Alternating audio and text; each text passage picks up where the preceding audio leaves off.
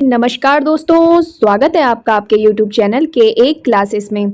तो भाई आज हम आपके लिए लेके आए हैं विराम चिन्ह का रैपिड फायर वाली क्लास, जिससे कि आप लोगों का जो विराम चिन्ह टॉपिक का जो रिवीजन है वो बहुत अच्छे से हो जाएगा। और दोस्तों अंत तक वीडियो जरूर देखें और भाई चैनल को जल्दी से सब्सक्राइब कर लो ताकि जो आने वाली और भी नई वीडियो है वो आप तक जल्दी से पहुंच जाए। तो चलिए दोस्तों शुरुआत करते हैं आज के पहले क्वेश्चन से। विराम चिन्ह से जो पहला क्वेश्चन है तो वाक्य है, मुझे बाहर जाना है, रेखांकित चिन्ह को पहचानिए।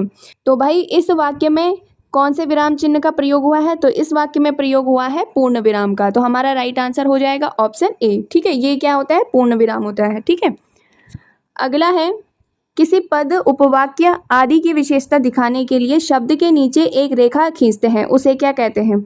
तो भाई किसी पद या उपवाक्य की विशेषता दिखाने के लिए जो उस शब्द के नीचे रेखा खींची जाती है उसे कहते हैं अधोरेख। तो हमारा राइट आंसर हो जाएगा ऑप्शन बी। अगला क्वेश्चन है, दो समानार्थी शब्दों की पुनरुक्ति के बीच में किस विराम चिन्ह का प्रयोग होता है? तो दो समानार्थी शब्दों के बीच में प्रयुक्त किया जाता है योजक चिन्ह। तो हमारा राइट आंसर हो जाएगा ऑप्शन सी। अगला क्वेश्चन है, विराम चिन्ह प्रयुक्त होता है भाई, तो इस विराम चिन्ह को कहा जाता है तुल्यता सूचक। ठीक है, तो हमारा राइट आंसर हो जाएगा ऑप्शन बी। अगला है, किस वाक्य में विराम चिन्ह का उचित प्रयोग नहीं है? तो भाई वाक्य है, मैं मनुष्य में मानवता देखना चाहती हूँ, उसे देवता बनाने की मेरी इच्छा नहीं है। दूसरा वाक्य है, यह दूर से, बहुत दूर से आ रहा है। तीसरा वाक्य है, सुनो सुनो वह गा रही है। चौथा वाक्य है, प्रिय महाशय मैं आपका आभारी हूँ। पे क्वेश्चन में पूछा जा रहा है कि विराम चिन्ह का उचित प्रयोग नहीं है, तो विराम चिन्ह का उचित प्रयोग हो जाएगा ऑप्शन सी। ये बन सकता था कि सुनो, फिर उसके बाद अर्धविराम, फिर सुनो, ठीक है, उसके बाद विस्मयादिबोधक। ठीक है, इस प्रकार ये वाक्य बन सकता था। तो हमारा राइट आंसर हो जाएगा ऑप्शन सी। अगला क्वेश्चन है, विराम चिन्ह का प्रयुक्त होता है, तो भाई इस विराम चिन्ह को क्या कहते हैं? इस विराम चिन्ह को कहा जाता है संयोजक चिन्ह। तो हमारा राइट आंसर हो जाएगा ऑप्शन डी। अगला क्वेश्चन है, जहां वाक्य की गति अंतिम रूप ले ले, विचार के तार टूट जाए, वहां किस चिन्ह का प्रयोग किया जाता है? जब वाक्य पूर्ण हो जाता है तो उसके बाद चिन्ह लगता है पूर्ण विराम का। ठीक है, तो हमारा राइट आंसर हो जाएगा ऑप्शन डी। अगला क्वेश्चन है, किसी की कही हुई बात को स्पष्ट करने के लिए वाक्य के अंत में किस चिन्ह का उपयोग करते हैं? जब हमें किसी बात को स्पष्ट करनी हो तो वाक्य के अंत में लगाया जाता है विवरण चिन्ह। ठीक है, तो हमारा राइट आंसर हो जाएगा ऑप्शन डी। अगला क्वेश्चन है, किसी अक्षर या शब्द पर विशेष बल देने के लिए किस चिन्ह का प्रयोग किया जाता है? जब हमारे द्वारा किसी वाक्य में किसी शब्द पर विशेष बल दिया जाता है तो वहां पे हमारे द्वारा प्रयोग किया जाता है एक हरा उद्धरण चिन्ह। ठीक है, तो हमारा राइट आंसर हो जाएगा ऑप्शन ए। और ये चिन्ह किस प्रकार होता है?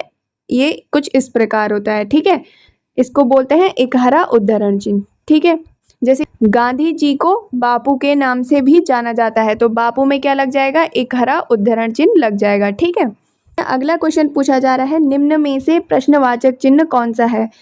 तो भाई हमारा प्रश्नवाचक चिन्ह हो जाएगा ऑप्शन ए। अगला क्वेश्चन है, निम्नलिखित में से निर्देशक चिन्ह कौन सा है?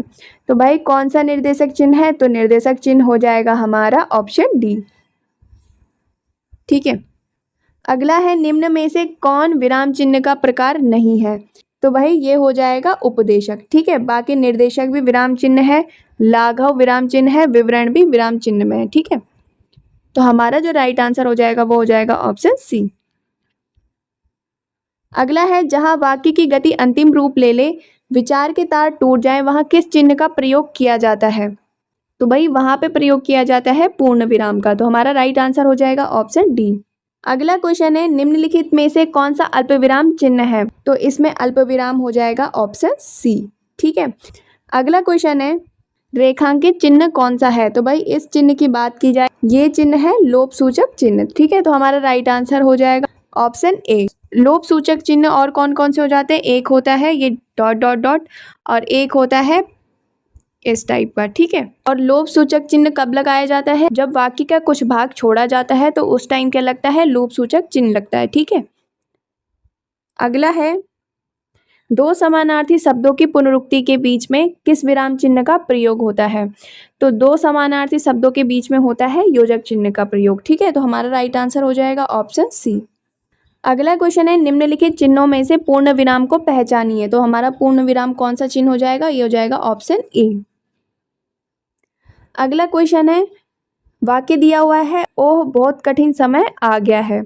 दिए गए वाक्य में उचित विराम चिन्ह लगाइए। तो ओह के बाद आ जाएगा विस्मयादिबोधक चिन्ह। तो हमारा राइट आंसर हो जाएगा ऑप्शन ए। अगला है हे भगवान मेरी रक्षा करो। दिए गए विकल्पों में से सही का चयन कर रिक्त स्थान भरिए।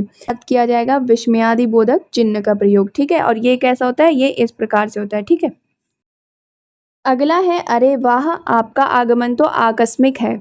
वाक्य में रिक्त स्थान पर किस विराम चिन्ह का प्रयोग किया जाएगा? तो भाई यहाँ पे पूछा जा रहा है कि यहाँ पे किस चिन्ह का प्रयोग होगा। तो यहाँ पे भी होगा विस्मयादिबोधक चिन्ह का प्रयोग। ठीक है, तो हमारा राइट आंसर हो जाएगा ऑप्शन बी। अगला है निम्नलिखित में से कौन सा अल्पविराम चिन्ह है? तो इनमें से जो अल्पविराम है वो है ऑप्शन सी। ठीक है, अगला है नेताजी ने कहा था तुम मुझे खून दो मैं तुम्हें आजादी दूंगा। इस वाक्य में कौन सा चिन्ह लगा है? तो भाई इस चिन्ह को क्या कहते हैं? जो यहाँ पे लगा है इस चिन्ह को कहा जाता है उद्धरण चिन्ह। ठीक है, हमारा जो राइट आंसर हो जाएगा वो हो जाएगा ऑप्शन सी। अगला है जहां वाक्य की गति अंतिम रूप ले ले विचार के तार टूट जाएं। ये क्वेश्चन दोस्तों दोबारा रिपीट हो गया है, हम इसे स्किप कर देते हैं। ठीक है, अगला क्वेश्चन है निम्नलिखित चिन्हों में से पूर्ण विराम को पहचानिए। तो पूर्ण विराम चिन्ह कौन सा है? पूर्ण विराम है ऑप्शन ए। अगला है उद्धरण चिन्ह का प्रयोग कहाँ होता है? तो भाई उद्धरण चिन्ह का प्रयोग कहाँ किया जाता है? जब कोई वाक्य अर्थ की दृष्टि से पूर्ण हो जाए। दूसरा ऑप्शन है जहाँ कोई प्रश्न पूछा गया हो। तीसरा ऑप्शन है जब किसी के कथन को ज्यों का त्यों उद्धृत किया जाए। चौथा है उपरोक्त में से कोई नहीं। तो भाई उद्धरण चिन्ह का प्रयोग किया जाता है जब किसी के कथन को क्या किया जाए? ज्यों का त्यों उद्धृत किया जाए, यानी कि ज्यों का त्यों लिखा जाए। ठीक है, हमारा राइट आंसर हो जाएगा ऑप्शन सी। जैसे कि हमने अभी पिछले क्वेश्चन में देखा था कि नेताजी का कथन था कि तुम मुझे खून दो मैं तुम्हें आजादी दूंगा। ठीक है, वहां पे चिन्ह का प्रयोग किया गया था उद्धरण चिन्ह का। ठीक है, अगला क्वेश्चन है हंसपद किस विराम का एक और नाम है? तो हंसपद किसका और नाम है? यह है त्रुटि विराम का। ठीक है, हमारा राइट आंसर हो जाएगा ऑप्शन बी। तो भाई हंसपद चिन्ह कब लगाया जाता है? जब किसी वाक्य को लिखते समय वाक्य का कोई भाग छूट जाए तो वहां पे लगता है हंसपद। ठीक है, और हंसपद कैसे होता है? ये होता है। ठीक है, इसे त्रुटि बोधक भी कहते हैं। अगला है विराम चिन्हों की दृष्टि से कौन सा वाक्य शुद्ध है? पहला है पिता ने पुत्र से कहा देर हो रही है कब आओगे। दूसरा है पिता ने पुत्र से कहा देर हो रही है कब आओगे। तीसरा ऑप्शन है पिता ने पुत्र से कहा देर हो रही है कब आओगे। और चौथा है पिता ने पुत्र से कहा देर हो रही है कब आओगे। ठीक है, तो यहाँ पे बोला गया है कि आपको विराम चिन्ह की दृष्टि से शुद्ध वाक्य को चयन करना है। ठीक है, तो भाई जो शुद्ध वाक्य हो जाएगा वो हो जाएगा ऑप्शन सी। पिता ने पुत्र से कहा देर हो रही है कब आओगे। ठीक है, तो ये हो जाएगा हमारा राइट आंसर। अगला क्वेश्चन है जहां पूर्ण विराम की अपेक्षा कम और अल्प विराम से अधिक रुकना अपेक्षित हो वहां चिन्ह प्रयोग किया जाता है। तो वहां पे प्रयोग किया जाता है दोस्तों अर्धविराम का। ठीक है, तो हमारा राइट आंसर हो जाएगा ऑप्शन ए। तो भाई अर्धविराम चिन्ह होता है कुछ इस प्रकार। ठीक है, अगला है हर्ष शोक घृणा आश्चर्य जैसे भावों को व्यक्त करने के लिए चिन्ह का प्रयोग किया जाता है। तो भाई यहाँ चिन्ह का प्रयोग होता है विस्मयादिबोधक का। ठीक है, तो हमारा राइट आंसर हो जाएगा ऑप्शन सी। विस्मयादिबोधक चिन्ह कैसे होता है? कुछ इस प्रकार से होता है। ठीक है, अगला है मोहन आज घूमने जाएगा उपयुक्त वाक्य में कौन सा विराम चिन्ह लगा है? तो भाई यहाँ पे लगा है पूर्ण विराम। हमारा राइट आंसर हो जाएगा ऑप्शन सी। अगला है निम्नलिखित कौन सा विकल्प विराम भेद और उसके चिन्ह को सुमेलित नहीं करता है? पहला है पूर्ण विराम। तो ये बिल्कुल सही है। पूर्ण विराम को कुछ इस प्रकार ही पूर्ण विराम का चिन्ह होता है। अल्प विराम है, अल्प विराम ये दिया गया है तो ये भी बिल्कुल सही हो जाएगा। अगला है उद्धरण, तो ये भी बिल्कुल सही हो जाएगा। अगला है योजक चिन्ह, तो ये बिल्कुल गलत हो जाएगा। योजक चिन्ह कुछ इस प्रकार से होता है, ठीक है। हमारा राइट आंसर हो जाएगा ऑप्शन सी। अगला क्वेश्चन है काक पद का उपयोग कब होता है। तो भाई काक पद का उपयोग कब होता है, जब किसी वाक्य में कोई शब्द या उसका अंश छूट जाए तो वह जगह बताने के लिए क्या किया जाता है, काक पद का प्रयोग किया जाता है, ठीक है। और इसी को त्रुटि चिन्ह भी और या हंस पद भी बोला जाता है, ठीक है। तो हमारा राइट आंसर हो जाएगा ऑप्शन डी। अगला क्वेश्चन है मनोविकार सूचक शब्दों, वाक्यांशों तथा वाक्यों के अंत में किस चिन्ह का प्रयोग किया जाता है। तो यहाँ पे प्रयोग किया जाता है विस्मयादि बोधक चिन्ह का। तो हमारा राइट आंसर हो जाएगा ऑप्शन ए। अगला है जब वाक्य के मध्य में कोई शब्द या पद छूट जाता है तब उसे पूरा करने के लिए उस स्थान पर कौन सा विराम चिन्ह लगाकर उसके ऊपर लिखा जाता है। तो यहाँ पे लगाया जाता है हंस पद, ठीक है। तो हमारा राइट आंसर हो जाएगा ऑप्शन डी। अगला क्वेश्चन है सुमेलित कीजिए। तो भाई सुमेलित करो इसे। अल्प विराम का चिन्ह कौन सा है, तो अल्प विराम चिन्ह हो जाएगा ये वाला। विस्मयादि बोधक चिन्ह कौन सा है, ये वाला है। अर्धविराम कौन सा है, अर्धविराम हो गया ये वाला। और निर्देशक चिन्ह हो गया ये वाला। तो हमारा जो कोड बनेगा वो बनेगा पहले का आ, दूसरे का ई, तीसरे का अ और चौथे का ई, ठीक है। तो हमारा राइट आंसर हो जाएगा वो हो जाएगा ऑप्शन बी, पहले का आ, ई, अ और ई, ठीक है। अगला है इनमें अर्धविराम का सूचक चिन्ह है। तो इनमें से अर्धविराम कौन सा है, अभी हमने ऊपर पढ़ा कि अर्धविराम चिन्ह कौन सा होता है। तो भाई इनमें से जो अर्धविराम चिन्ह है यहाँ पे नहीं दिया है। अर्धविराम कुछ इस प्रकार से होता है, ठीक है। तो भाई इनमें से कोई भी हमारा आंसर नहीं है, ठीक है। अगला है किस वाक्य में विराम चिन्ह संबंधी विसंगति है। पहला है सूर्यकांत त्रिपाठी निराला छायावाद के प्रमुख कवि थे। अगला है वाह आपने तो कमाल कर दिया। अगला है आप कानपुर से कब आए। और अगला है राम श्याम और विजय दिल्ली गए हैं, ठीक है। तो भाई यहाँ पे जो वाक्य गलत हो जाएगा वो हो जाएगा ऑप्शन ए। यहाँ पे जो चिन्ह लगा है वो क्या लगा है, गलत चिन्ह लगा है, ठीक है। हमारा राइट आंसर हो जाएगा ऑप्शन ए। अगला क्वेश्चन है इनमें से अर्धविराम का चिन्ह कौन सा है। तो इनमें से अर्धविराम चिन्ह हो जाएगा ऑप्शन बी, ठीक है। तो हमारा राइट आंसर हो जाएगा ऑप्शन बी। अगला क्वेश्चन है अर्धविराम का चिन्ह है। तो भाई अर्धविराम का चिन्ह है ऑप्शन बी। अगला है वाक्य में क्षण भर ठहराव के लिए प्रयुक्त चिन्ह है। तो वाक्य में जहाँ पे क्षण भर के लिए ठहराव होता है वहाँ पे लगाया जाता है अल्प विराम, ठीक है। तो हमारा राइट आंसर हो जाएगा ऑप्शन ए। अगला है और से पहले किस चिन्ह का प्रयोग नहीं होता है। तो और से पहले किस चिन्ह का प्रयोग नहीं होता है, तो और से पहले भाई कोई भी चिन्ह का प्रयोग नहीं किया जाता है, ठीक है। तो यहाँ पे जो राइट आंसर हो जाएगा वो हो जाएगा ऑप्शन डी।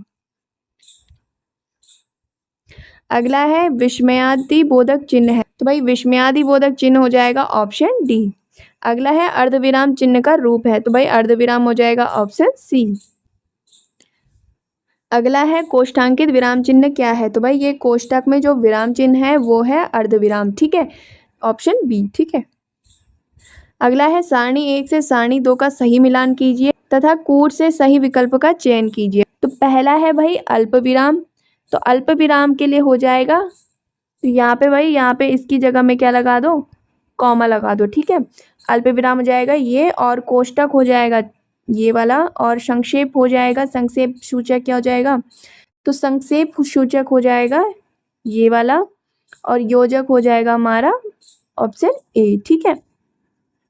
तो हमारा जो कोड बनेगा वो बनेगा 3, 4, 2 और 1, ठीक है।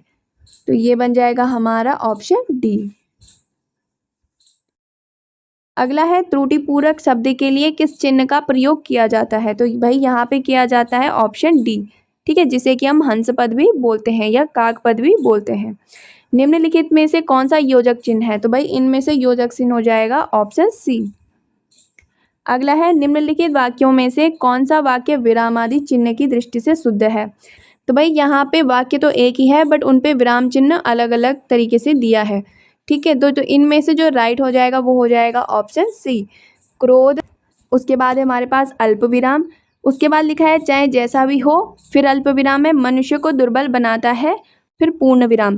तो अल्प विराम का प्रयोग कब किया जाता है? अल्प विराम का प्रयोग किया जाता है जिसमें कि थोड़ी देर का ठहराव हो, ठीक है, तो वहाँ पे किया जाता है अल्प विराम का प्रयोग, ठीक है। तो ये हमारा राइट आंसर हो जाएगा ऑप्शन सी। अगला है हंस पद विराम चिन्ह का प्रयोग होता है। तो हंस पद का चिन्ह किया जाता है यूज लिखने में अक्षर छूटने का संकेत देने के लिए, ठीक है। तो हमारा राइट आंसर हो जाएगा ऑप्शन डी, और इसी को कहा जाता है त्रुटि पद या काग पद, ठीक है। अगला है अल्प विराम का चिन्ह है। तो अल्प विराम का चिन्ह कौन सा हो जाएगा? अल्प विराम का चिन्ह हो जाएगा ऑप्शन बी। अगला है हंस पद किस विराम का एक और नाम है? तो हंस पद को ही क्या बोलते हैं? त्रुटि विराम भी कहते हैं। हमारा राइट आंसर हो जाएगा ऑप्शन बी। तो भाई अगला क्वेश्चन है जहां पूर्ण विराम की अपेक्षा कम और अल्प विराम से अधिक रुकना अपेक्षित हो वहां चिन्ह का प्रयोग किया जाता है। तो भाई वहां कौन से चिन्ह का प्रयोग होगा? वहां पे होगा अर्धविराम का प्रयोग। तो हमारा राइट आंसर हो जाएगा ऑप्शन ए। अगला है हर्ष शोक घृणा आश्चर्य जैसे भावों को व्यक्त करने के लिए चिन्ह का प्रयोग किया जाता है। तो यहाँ पे किया जाएगा विस्मयादिबोधक चिन्ह का प्रयोग, ठीक है।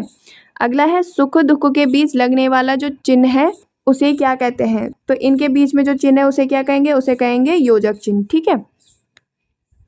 अगला है निम्नलिखित में से कौन सा अल्प विराम चिन्ह है? तो भाई अल्प विराम चिन्ह कैसे होता है? कुछ इस प्रकार से होता है, ठीक है। ये होता है अल्प विराम। अगला है सुमेलित कीजिए। पहला है अल्प विराम, तो अल्प विराम हो जाएगा हमारे पास ये वाला। उसके बाद है विस्मयादिबोधक, विस्मयादिबोधक हो जाएगा ये वाला। अर्धविराम हो जाएगा पहले वाला, और निर्देशक चिन्ह हो जाएगा ऑप्शन ई, ठीक है। तो हमारा जो कोड बनेगा वो क्या बनेगा? वो बनेगा आ ई अ और ई, ठीक है। तुम्हारा राइट आंसर हो जाएगा ऑप्शन बी। अगला है आकाश पाताल के बीच लगने वाला चिन्ह है। तो भाई इन दोनों के बीच जो चिन्ह लगा है उसे कहेंगे योजक चिन्ह। तो हमारा राइट आंसर हो जाएगा ऑप्शन सी। अगला है सुख दुख के बीच लगने वाला चिन्ह है। तो सुख दुख के बीच लगने वाला चिन्ह कौन सा है? योजक चिन्ह है। तो हमारा राइट आंसर हो जाएगा ऑप्शन बी। अगला क्वेश्चन है निम्नलिखित में से कौन सा अल्प विराम है? तो भाई अल्प विराम हो जाएगा ऑप्शन सी। अगला है मनोविकार सूचक शब्दों वाक्यांशों तथा वाक्यों के अंत में किस चिन्ह का प्रयोग किया जाता है? उसमें यूज किया जाता है विस्मयादिबोधक चिन्ह का। हमारा राइट आंसर हो जाएगा ऑप्शन ए।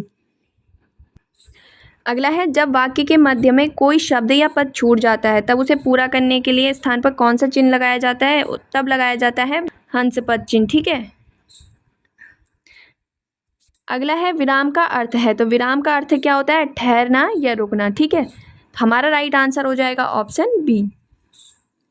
अगला है श्री कामता प्रसाद गुरु जी के अनुसार विराम चिन्हों को किस भाषा से लिया हुआ माना जाता है? तो भाई श्री कामता प्रसाद गुरु जी के अनुसार जो विराम चिन्ह लिए गए हैं वो लिया गया है अंग्रेजी भाषा से। हमारा राइट आंसर हो जाएगा ऑप्शन बी। अगला है श्री कामता प्रसाद जी के अनुसार विराम चिन्हों की संख्या कितनी है? तो भाई श्री कामता प्रसाद जी के अनुसार जो विराम चिन्हों की संख्या है वो है 20, ठीक है। हमारा राइट आंसर हो जाएगा ऑप्शन ए। अगला है अल्प विराम चिन्ह को पहचानिए। तो अल्प विराम चिन्ह कौन सा हो जाएगा? अल्प विराम हो जाएगा ऑप्शन ए। अगला है आशीष राहुल राजा शुक्ल और वैभव अपने कार्य में संलग्न है। इस वाक्य में उचित विराम चिन्ह है, इसमें लगेगा अल्प विराम, ठीक है। जहाँ पे कि शब्दों में थोड़ा सा ठहराव हो, यहाँ पे लगेगा अल्प विराम, यहाँ पे भी लगेगा अल्प विराम, यहाँ पे भी लगेगा अल्प विराम, ठीक है। और हमने अभी पढ़ा था कि और के आगे क्या नहीं लगता? कोई भी विराम चिन्ह नहीं लगता है, ठीक है। तो हमारा राइट आंसर हो जाएगा ऑप्शन ए। अगला है आनंद घर आया थोड़ी देर रुका और फिर चला गया। इस वाक्य में उचित विराम चिन्ह होगा। तो यहाँ पे लगेगा भाई अल्प विराम चिन्ह। कहाँ पे लगेगा? आनंद घर आया, फिर अल्प विराम, थोड़ी देर रुका और चला गया, ठीक है। अल्प विराम कब लगता है? जब दो या दो से अधिक जो वाक्यांश होते हैं और उनके बीच अगर कोई संयोजक ना हो तो वहाँ पे अल्प विराम का चिन्ह का प्रयोग किया जाता है, ठीक है। अगला है मैं कृष्ण के घर पहुंचा परंतु वह नहीं मिला। इस वाक्य में कौन सा विराम चिन्ह लगेगा? तो भाई किसी भी वाक्य में अवयव आए जैसे कि किंतु, परंतु, पर, लेकिन, ही, ठीक है, और इनसे पहले कौन सा विराम चिन्ह लग जाएगा? तो इनसे पहले लगेगा अल्प विराम। ठीक है, तो यहाँ पे लग जाएगा अल्प विराम। हमारा जो राइट आंसर हो जाएगा वो हो जाएगा ऑप्शन सी। अगला है समानाधिकरण शब्दों के मध्य किस विराम चिन्ह का प्रयोग होता है। तो भाई समानाधिकरण शब्दों के मध्य अल्प विराम चिन्ह का प्रयोग, जैसे कि वाक्य बनेगा कि देश के प्रधानमंत्री, फिर अल्प विराम, श्री नरेंद्र मोदी जी ने स्वतंत्रता दिवस के अवसर पर देशवासियों को बधाई दी। ठीक है, तो यहाँ पे क्या हो जाएगा, तो यहाँ पे समानाधिकरण शब्द में क्या लग जाएगा, अल्प विराम का प्रयोग हो जाएगा। अगला है वाक्य में जब एक ही प्रकार की कई संज्ञाएं आए उनके बीच किस प्रकार का विराम चिन्ह लगता है। तो भाई एक ही प्रकार की जो संज्ञाएं आती है उनमें लगता है अल्प विराम। ठीक है, अभी हमने ऊपर पढ़ा था जैसे राम, श्याम, मोहन, गीता एक साथ कहाँ जाते हैं, स्कूल जाते हैं। ठीक है, तो इनके बीच क्या लग जाएगा, अल्प विराम का प्रयोग हो जाएगा। अगला क्वेश्चन है छंदों में एक चरण की समाप्ति पर किस विराम चिन्ह का प्रयोग होता है। तो भाई छंद में क्या होता है, छंद में भी लगेगा अल्प विराम का प्रयोग। ठीक है, तो हमारा राइट आंसर हो जाएगा ऑप्शन ए। अगला है रामू जो बड़ा अच्छा खिलाड़ी है, कल उसकी टांग टूट गई थी। ठीक है, वाक्य में उचित विराम का प्रयोग करें। तो रामू जो बड़ा अच्छा खिलाड़ी है, यहाँ पे एक पूरा वाक्य है और यहाँ पे उसके बाद क्या आ रहा है, दूसरा वाक्य आ रहा है कि कल उसकी टांग टूट गई। ठीक है, तो यहाँ पे लग जाएगा अल्प विराम। तो हमारा राइट आंसर हो जाएगा ऑप्शन ए। अगला है जाना है तो जल्दी जाओ, वाक्य में उचित विराम चिन्ह का प्रयोग करें। तो भाई इसमें कौन सा विराम चिन्ह आ जाएगा, यहाँ पे आ जाएगा जाना है, फिर आ जाएगा अल्प विराम और फिर आ जाएगी तो जल्दी जाओ। ठीक है, तो हमारा राइट आंसर हो जाएगा ऑप्शन ए। अगला है माँ मेरा कल्याण करो, वाक्य में उचित विराम का प्रयोग करें। तो भाई यहाँ पे क्या है, माँ मेरा कल्याण करो में क्या आ जाएगा, यहाँ पे माँ के बाद आ जाएगा अल्प विराम, उसके बाद आएगा मेरा कल्याण करो। ठीक है, तो जो हमारा राइट आंसर हो जाएगा वो हो जाएगा ऑप्शन ए। अगला है जब वाक्य में एक समान अधिकरण का प्रयोग होता है तो किस विराम चिन्ह का प्रयोग होता है।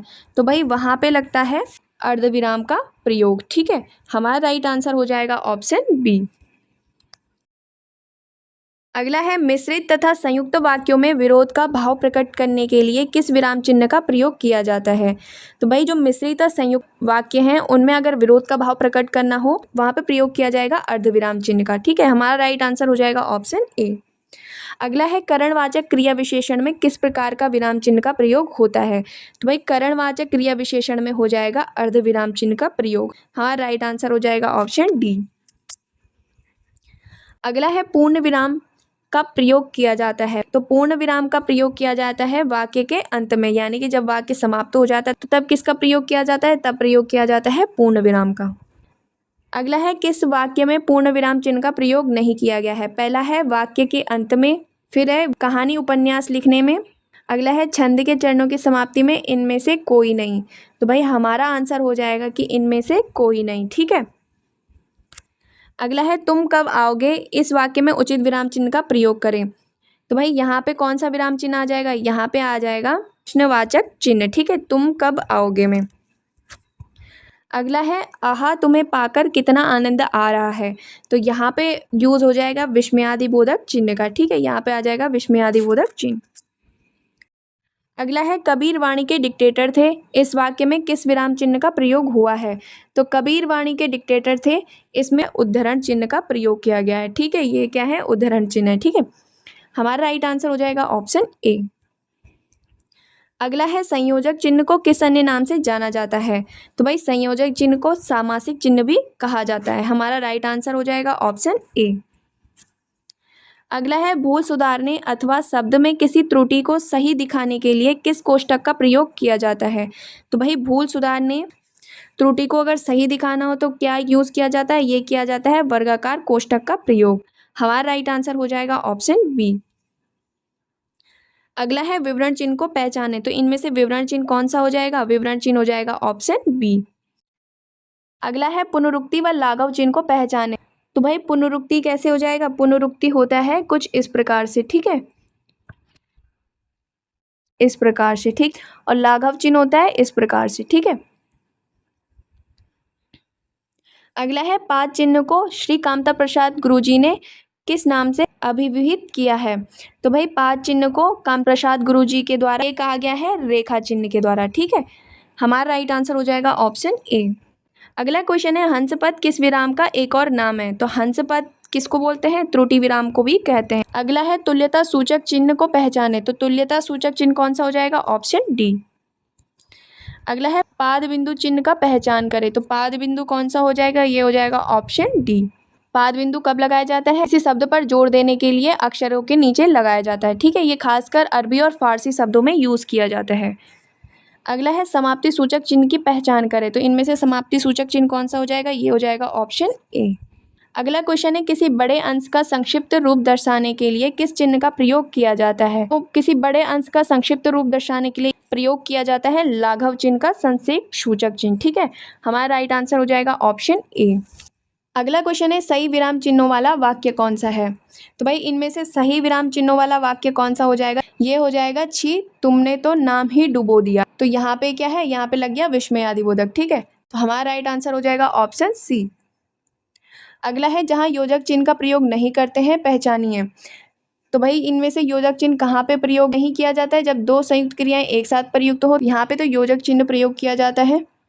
अगला है रीतिवाचक और परिमाणवाचक क्रिया विशेषण में प्रयुक्त दो अवयव में, तो यहाँ पे भी किया जाता है। अगला है जब क्रिया की मूल धातु के साथ प्रेरणार्थक क्रियाएं आए, तो यहाँ पे भी यूज किया जाएगा योजक चिन्ह का। अगला ऑप्शन है कर्मधारय समास से बने शब्दों में योजक चिन्ह का प्रयोग। तो ये बिल्कुल सही हो जाएगा, यहाँ पे योजक चिन्ह का प्रयोग नहीं किया जाता। ठीक है, अगला है किसी कठिन शब्द के अर्थ को स्पष्ट करने के लिए किस विराम चिन्ह का प्रयोग करते हैं? तो किसी कठिन शब्द को स्पष्ट करने के लिए प्रयोग किया जाता है कोष्टक चिन्ह का। ठीक है, हाँ राइट आंसर हो जाएगा ऑप्शन सी। अगला है किस विराम चिन्ह का घोतक है? तो भाई ये किस विराम चिन्ह का घोतक है? ये है कोष्टक चिन्ह। ठीक है, हमारा राइट आंसर हो जाएगा ऑप्शन डी। तो भाई ये रहा आज का विराम चिन्ह का रैपिड फायर। आई होप आपको वीडियो हेल्पफुल लगी हो। अगर आपको वीडियो हेल्पफुल लगी तो वीडियो को लाइक करें, वीडियो को ज़्यादा से ज़्यादा शेयर करें एंड चैनल को जल्दी से सब्सक्राइब करें। धन्यवाद।